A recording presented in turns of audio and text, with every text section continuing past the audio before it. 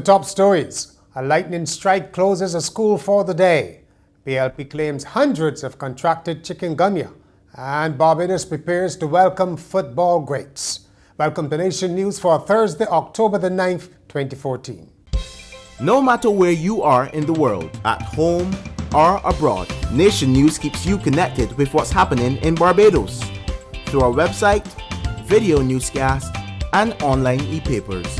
So stay connected with Nation News, your time, your way. We begin with news of another closure of a school, but this one is rather freakish.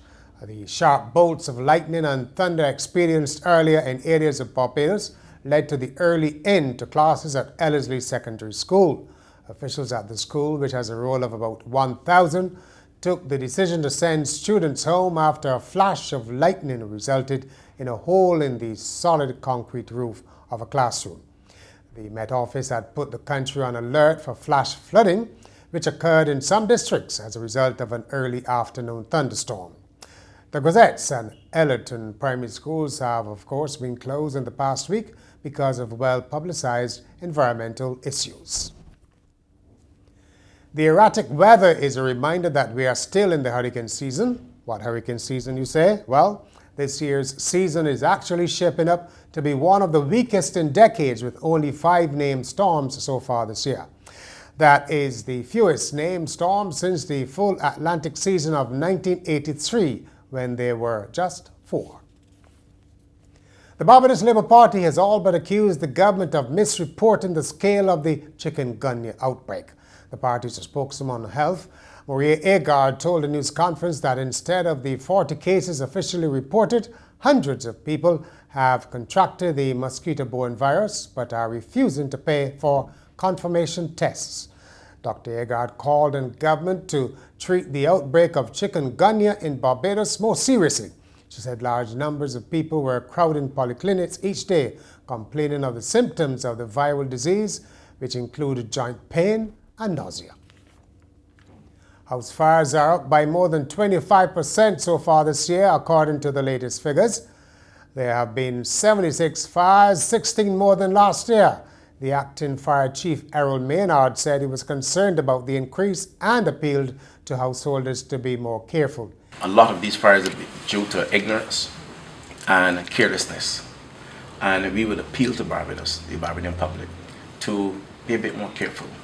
When they're leaving home, make sure that their devices are out. All the appliances that are not necessary to be plugged in should be plugged out as they leave their homes, to make sure that the homes are safe.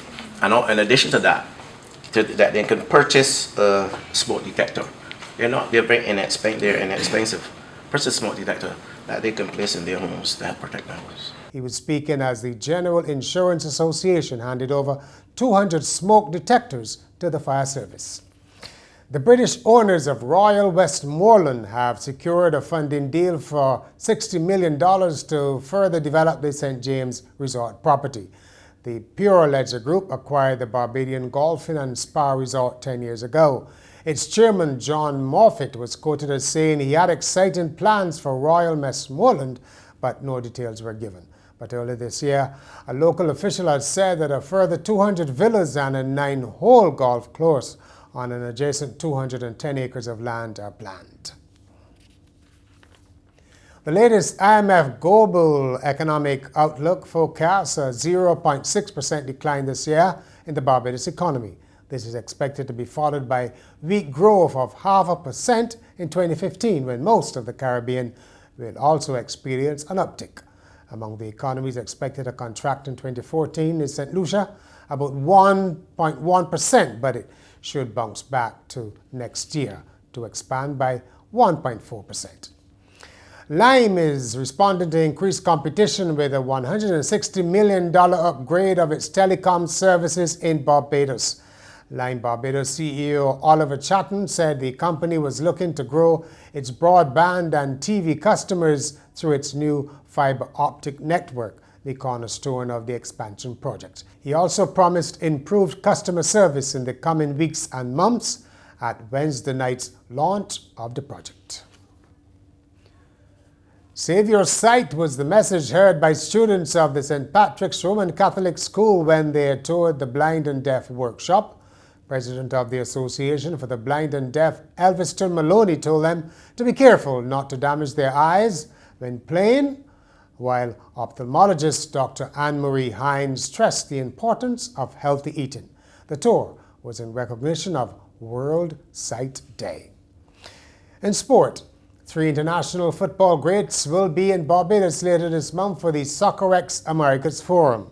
Argentina's Ozzy Ardiles and Jamaican-born John Barnes and Brian Wobson, both of England, will be part of a panel discussion which will bring the 2-day forum to a close.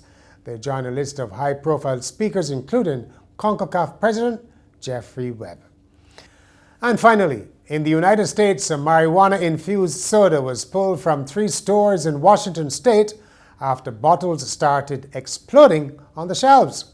The manager of one store said he received 330 bottles of legal brand, that's what it's called, sparkling pomegranate soda, a new marijuana-infused beverage. And the next day, employees started to notice the glass bottles exploding. It sounded like a shotgun going off, he said.